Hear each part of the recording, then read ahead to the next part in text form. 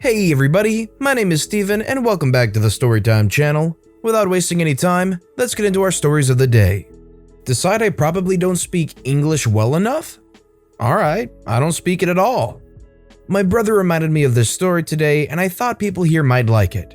When I was 7, my family moved from Reykjavik, Iceland to London, United Kingdom for my father's work. He was an Icelandic native, but my mother was born in England, so I was raised completely bilingual from birth. It's also not uncommon for Icelanders to speak English, and often other languages too. I also spoke passable Danish at this point. At my primary school, basically elementary school, goes up to age 11, they put me in regular classes because I spoke English as well as someone raised in the UK.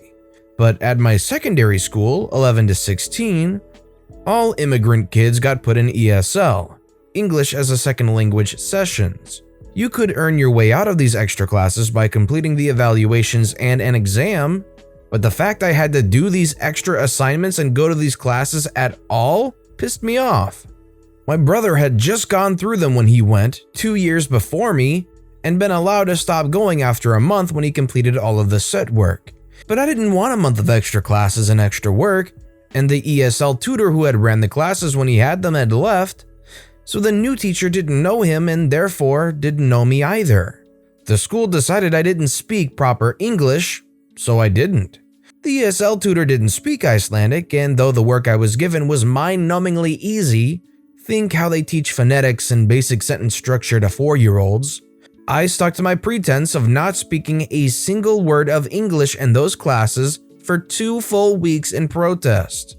In my 3rd week, my history teacher assigned us homework, which I didn't feel like doing, and since my ESL teacher had put a note in my file that I wasn't fluent enough to be given homework, I decided to refer my history teacher to that and tell him, in fluent, unaccented English, that I don't speak the language well enough to complete homework, according to Mrs. ESL tutor. Luckily enough, he found this incredibly funny and didn't punish me since I was right. My file did say that. When my ESL teacher found out, she gave me a detention and yelled at me for using ESL to get out of work and for wasting her time.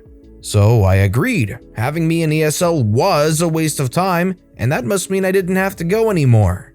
She tried to argue, but I had my history teacher on my side, and he managed to convince the school office to change ESL into an opt-in class for people whose parents and teachers felt they needed it. I didn't have to go back to ESL and didn't even have to complete that homework. If you were forced to take these classes, would you be the one to abuse that power, knowing that it could get you out of homework? Let me know what you would have done in the comment section down below. Fine, let her blow up the microwave. I was just thinking about this the other day. Backstory: my first 2 years of high school, I took Family and Consumer Sciences and was a member of FHA, which she was the sponsor of. The teacher straight up hated me. My first day in her class, she informed me that there were too many people in school with my last name.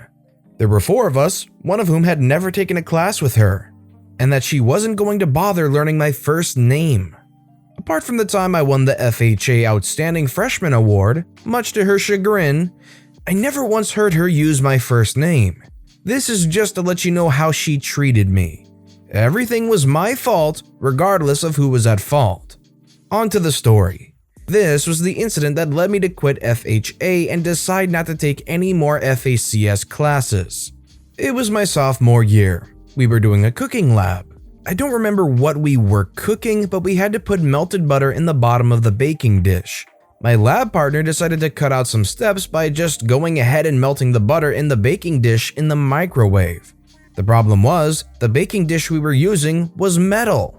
So there I was arguing with my partner about this for a good period of time. You can't put a metal pan in the microwave? Partner says, "We do it all the time at my house." It was basically variations of that over and over. Suddenly, the teacher came up to us. "Last name, stop arguing with your partner. You're supposed to be a team." But Mrs. Witcherson, Enough! I don't want to hear you arguing with her anymore. Do you understand? "Yes, ma'am." So I complied.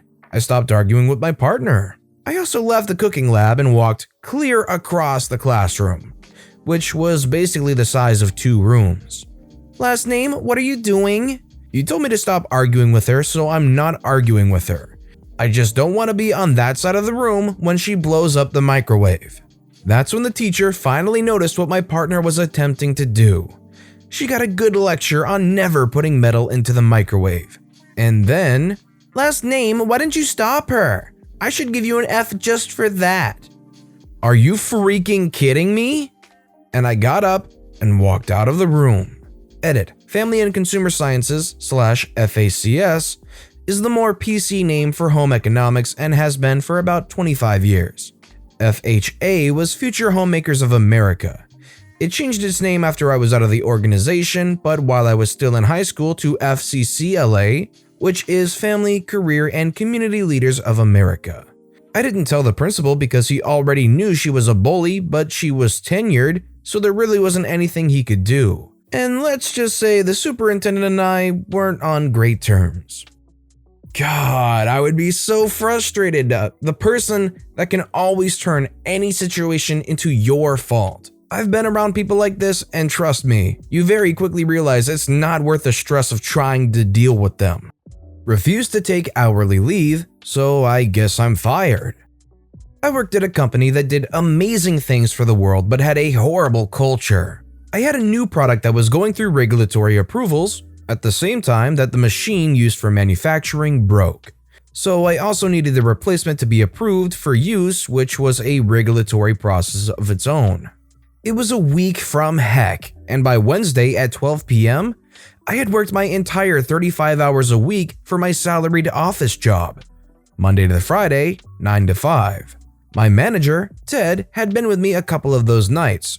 He was well aware my team and I were going above and beyond. I had a dentist appointment at 3 p.m. on Wednesday.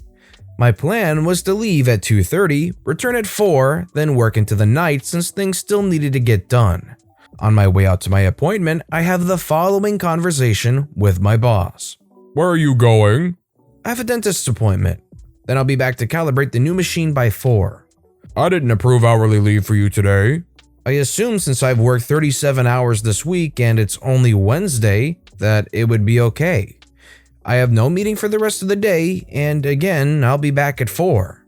You know the policy. Any leave during office hours besides lunch from 12 to 1 requires hourly leave requests and is taken from your 16 hours of hourly leave for the year. Yeah, but again, not really relevant since I've banked way more hours this week alone.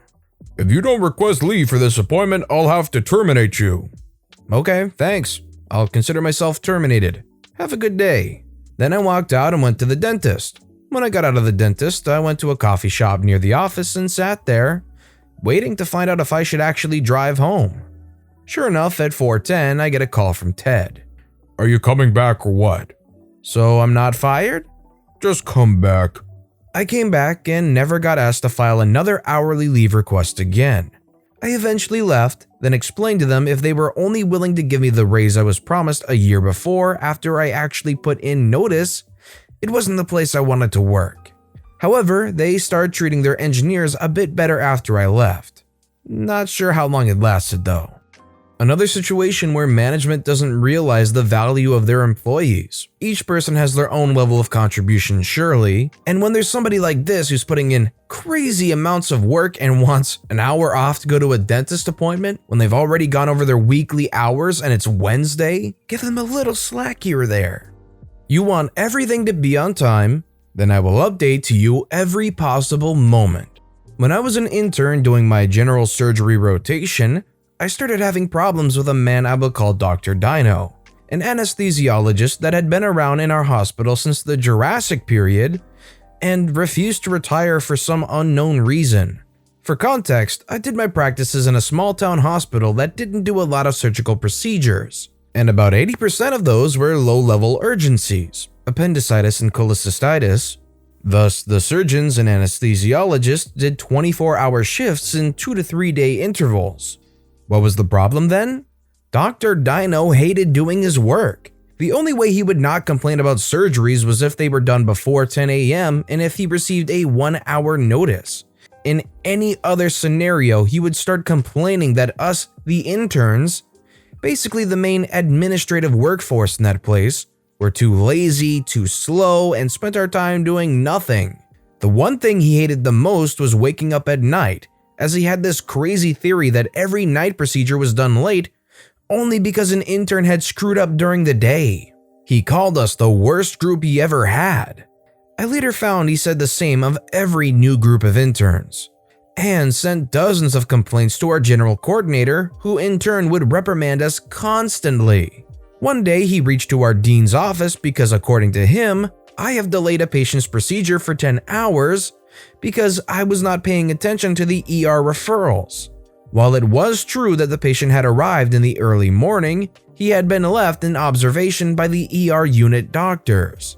They were only able to reevaluate him in the afternoon, 7 p.m., because they were full of work that day, and that was the moment I got the referral. Taking into account the time it took me to check his medical record, present it to the surgeon and do the paperwork, and for the nurses to take him to the OR, the guy was starting his surgery at 9 p.m.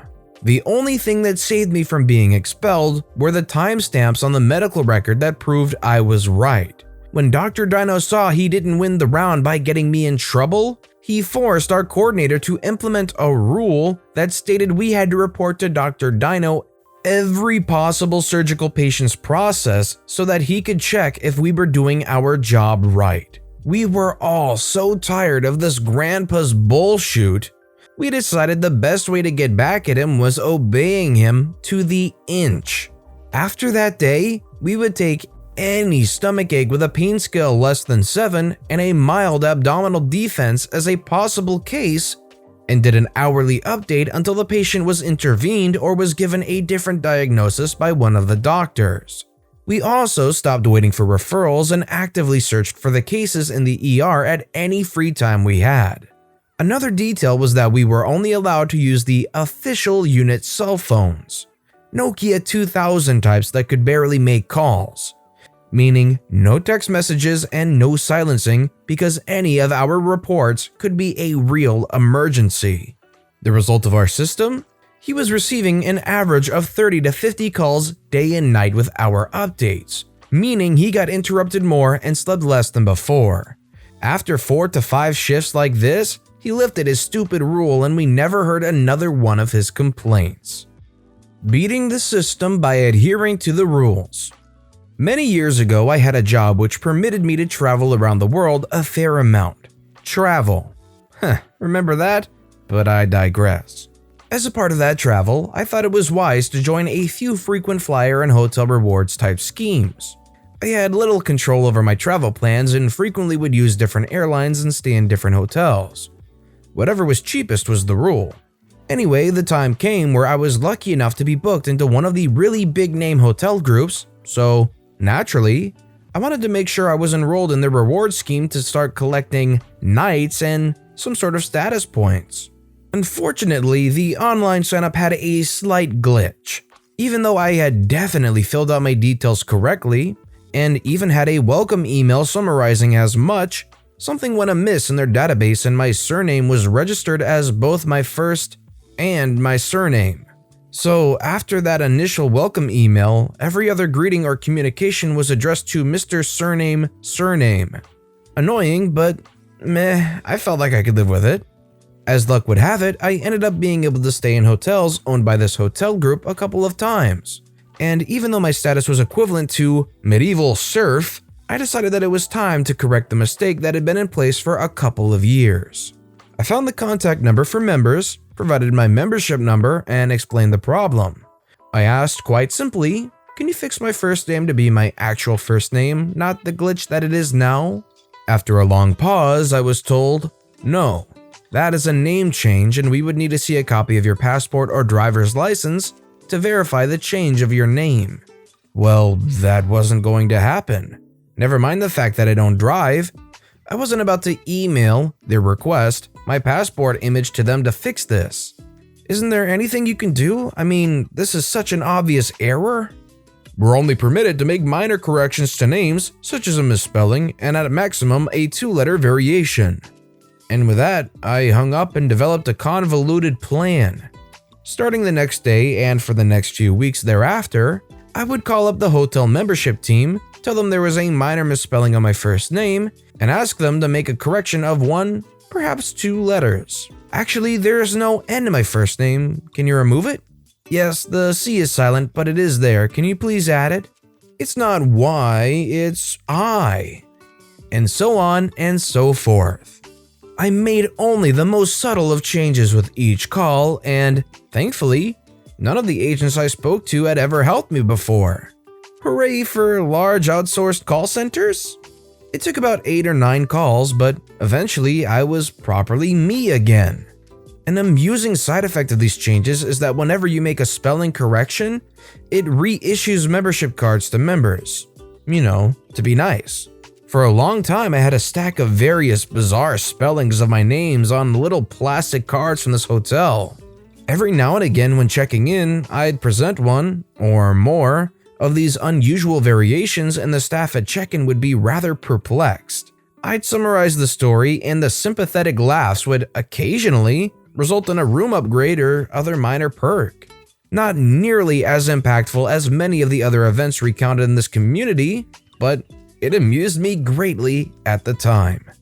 This is actually one of the most creative things I've heard. You would think that eventually they'd just cave in and get their passport or something and hand that in or something. But no, this guy went through a meticulous process over a stretch of time to slowly transform the name into their actual name. That's pretty good.